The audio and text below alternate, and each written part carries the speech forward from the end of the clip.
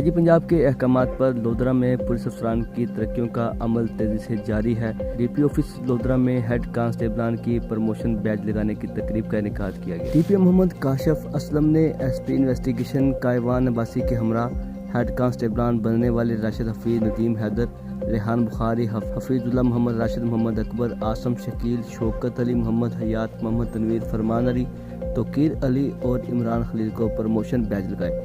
D P محمد کاشف اسلم کا اس موقع پر کہنا تھا کہ میرٹ کے مطابق محکمانہ ترقی ہر افسر و اہلکار کا بنیادی حق ہے۔ افسران اپنے اختیارات کو مخلوق کی آسانی اور انصاف کی فراہمی کے لیے استعمال کریں۔